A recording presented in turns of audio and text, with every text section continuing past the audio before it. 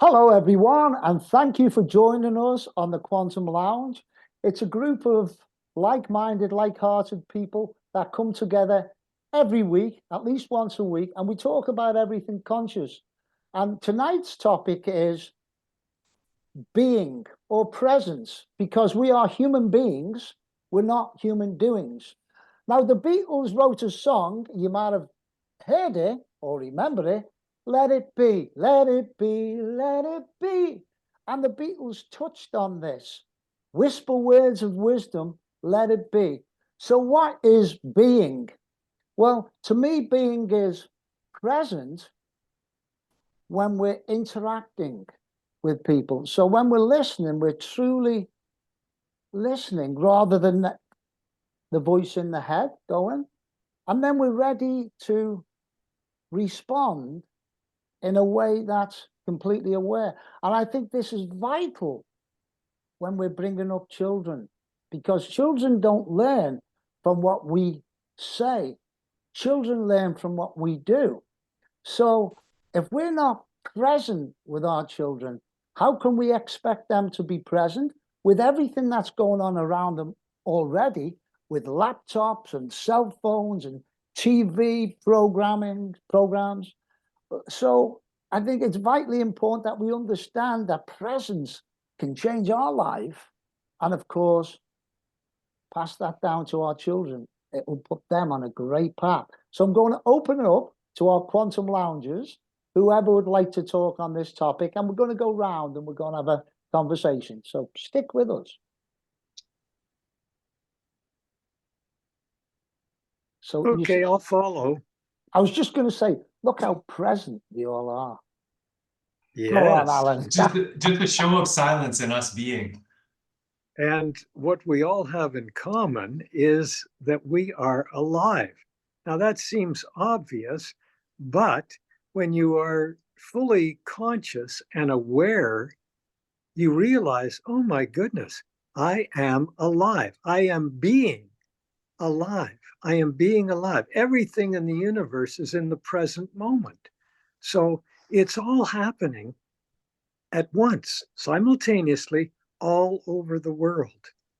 And to realize that you are being, you are having life express through you.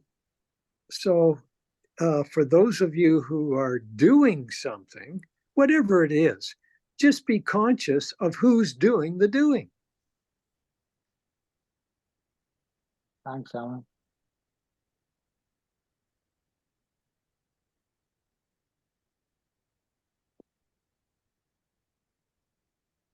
What came to mind for me, Carl and Alan, is I was just thinking about being in this body, like we're really spiritual beings having a human experience. But when you get embodied into this body, you've got this nerve system. This nerve system is picking up on all kinds of information. The brain is a receiver of information. It's not just doing its own thoughts. It's always constantly picking up thoughts from whatever frequency you're tuned to. So now it's picking up these thoughts. And can you still be still with those thoughts without reacting to them, and kind of still be in your body? And when we meditate, this is the challenge, is to be able to watch the thoughts come in, watch the thoughts go out, trust that our body automatically has this innate intelligence and this autonomic nerve system that's constantly keeping our heart beating, our blood circulating, our immune system is on watch. Everything else is taken care of. All we have to really do is be. And if we can control our emotions, like be aware of the thoughts, put our own perception on these thoughts, be able to control our emotions and respond in a loving way, that's the challenge, is be loving to ourselves, and then kind of be loving to whatever shows up in front of us, is whether it's a plant or whether it's another human being. That is a reflection for us, and whatever shows up in front of us is a reflection for us to kind of show what frequency we're on. So, and that's what I've been doing. I've been, just letting the world kind of show us where I'm at. And, I like to smile. And when you smile, the world smiles back at you. So, everybody, I want you to smile tonight. When you're smiling, the whole world smiles with you. Yes, it's contagious, Carl. Yes, it really is. I'll jump in here too and kind of piggyback on what Mike was saying, because it's important that, living in this world, one of the things that I guess you could say struggled with, or you try to figure out what's going on, is that most people don't realize that we aren't our thoughts. Like I think Alan said, who's doing the thinking? And like Mike said, our brain is a receiver. So there's no little thought developer in there. You can't, take a piece of your brain and that's responsible for the thoughts. It's like a tuner. And so it's really in the mind matrix, all that is, was, or ever will be floating around out there. And so a thought might come to you and it's not necessarily yours. And so that's why when people say I had an idea, an idea came to me, that's usually what they say. And so where do they come from? And it's really important to, if you start focusing on a thought, maybe you have a bad thought, like, oh, that dog won't shut up, I just want to kick it. And then you're like, start thinking like, oh my God, why did I think about kicking that dog? I'm a horrible person. I'm a sinner. Oh my God, I need to go to confession now. And then you start this like downhill snowballing effect, identifying with that thought like it's yours, but it's not yours. It was just a thought. Everybody's had them, and it's come to terms with those. And I think it was the guy, I've always remembered that Muji quote. He said, thoughts and feelings are visitors, just let them come and let them go. And so if we can just observe it and say, oh, okay, that's what it feels like to have that thought or that feeling, or why am I feeling like this? Because most of it is from the past, right? All of our emotions are from the past.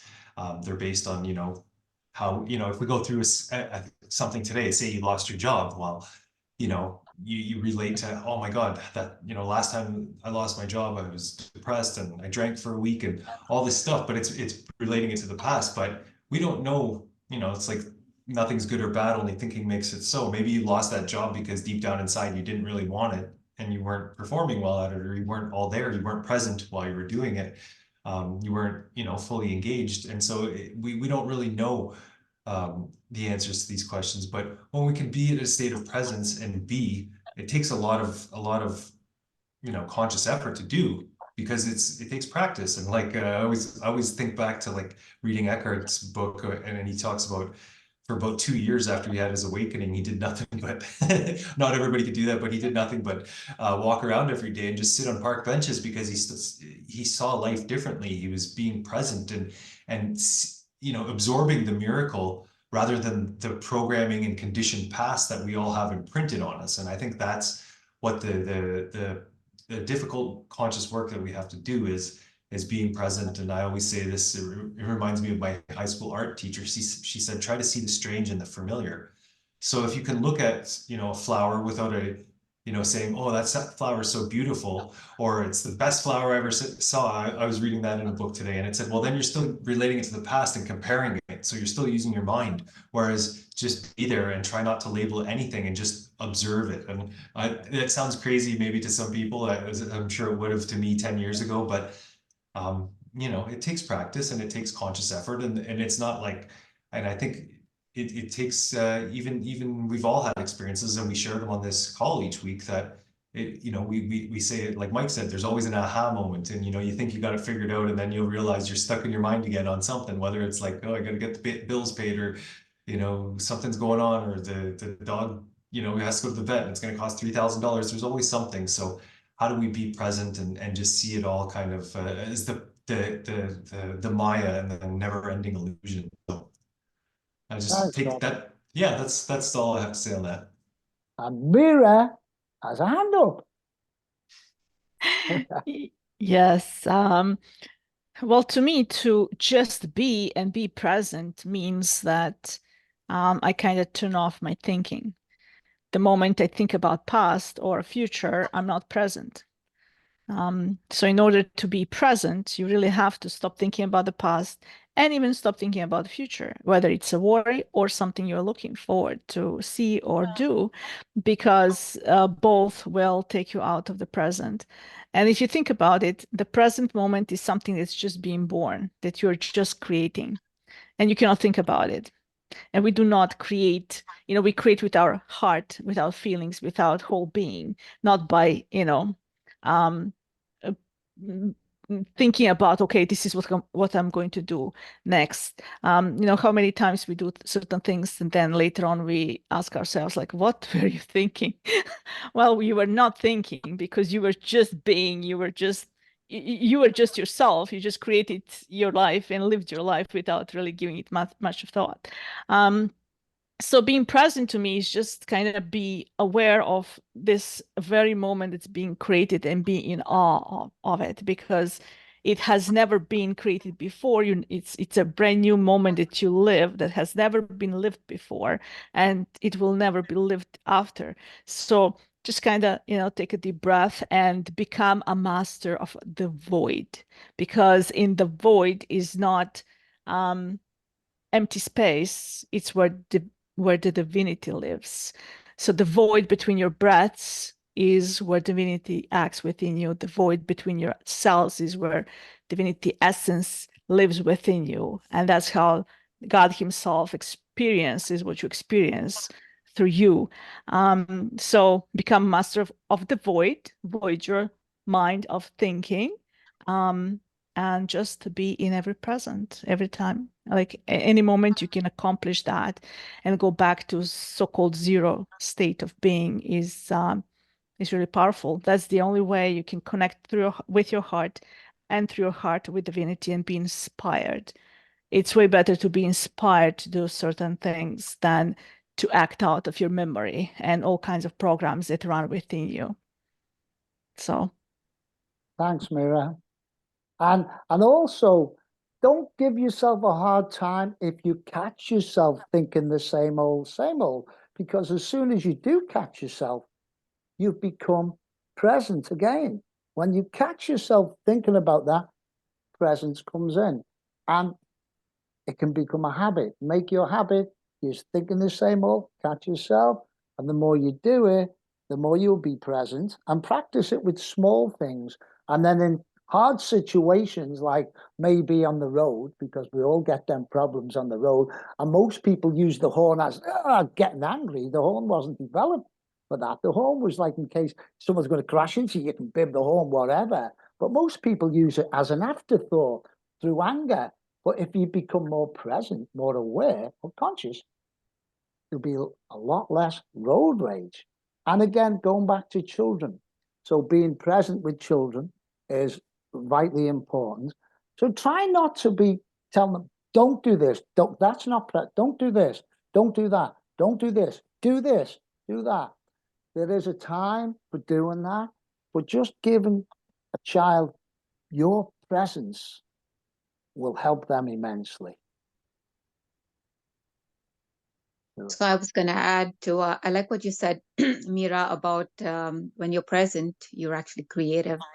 So for me, being is actually, there are times I'm doing my work and I'm doing the same old. And I stop having these thoughts about, oh, I wish I would have done, I could do this. I wish my life was this. And when I just get into being, I realize like, this is the moment and this is what I'm doing. And I actually find joy in what I'm doing when I am being. But I also feel that being is feeling your feelings. Like you could smell a rose, and when you're being there, that rose smells even more beautiful, or the colors are more vibrant. So for me, being brings more joy in whatever I'm doing. Even if I'm upset, when I'm just being, the anger doesn't go away, but it just helps me. Like Alan said, there's that the one voice is talking to me on this side, but who is it that's actually sensing whatever's going on around me? So I feel like when I step into, as you said, we are spiritual beings having a human experience.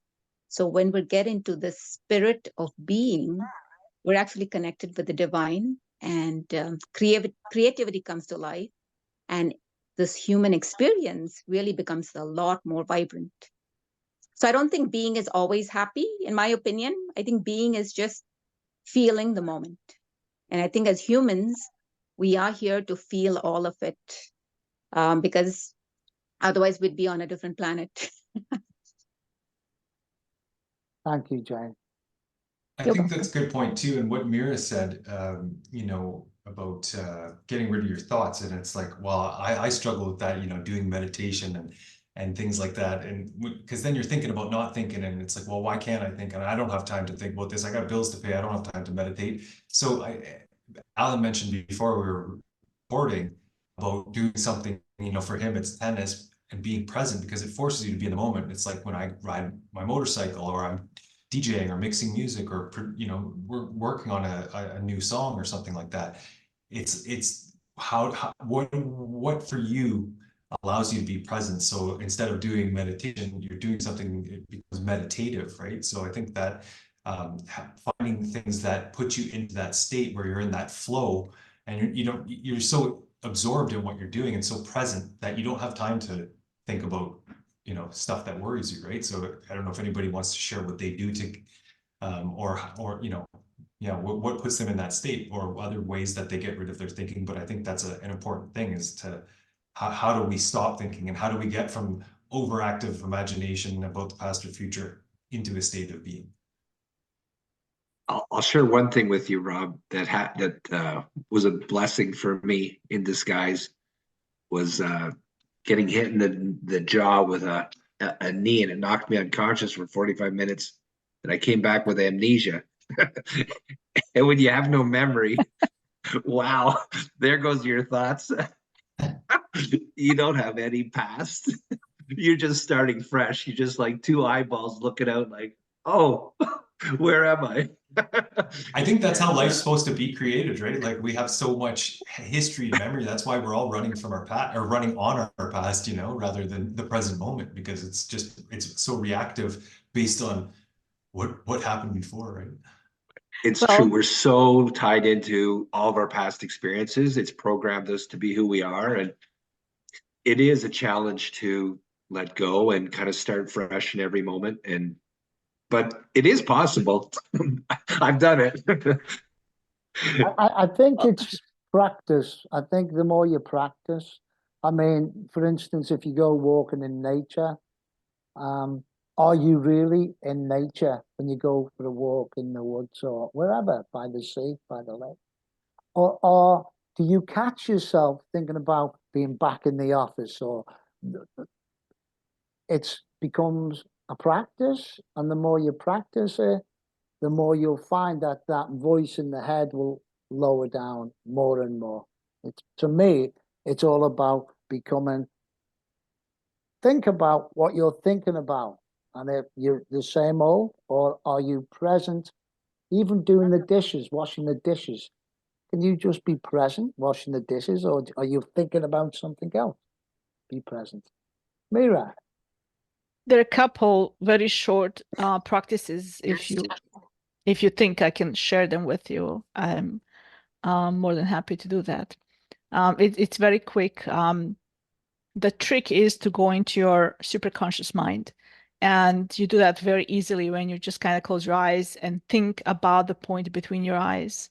Kind of focus on the point between your eyes and do that for a couple seconds. And then focus on the point between your eyes in the universe. And imagine the whole universe is within you. And this is the point of the, between your eyes in the whole universe. And then you move to a point between your ears, like in the center of your head, where your pineal gland is, and just focus on that point for a second and focus on that point up in the universe. And as you go from your center of the head up and back, you will notice how your body will, like that's what I'm doing right now. It's not me trying to sit straight. It's me trying to go to my superconscious mind. You will notice that your body straightens up when you sit right there. And that's the point where you observe your thoughts, and they don't make you think about them. And one very incredible practice is to just kind of sit where you are and observe. Notice, this is what you see, this is what you smell, this is what you taste, this is what you hear, and this is what you feel, even if it is just a chair that you sit on. And then just relax and take 1 second and focus on to see what you see. At the same time, smell what you smell. At the same time, taste what you taste. At the same time, hear what you hear. And at the same time, feel what you feel. When you get there, I'm doing it as I speak, your reality shifts around you. The first time I did it, my whole room twisted on me as if I stepped into another reality. These two practices are very, very powerful. And yes, you can stop thinking with very little effort. Only if you kind of decide, this is what I'm doing, I'm going to practice these 2 short exercises and it's going to happen for me.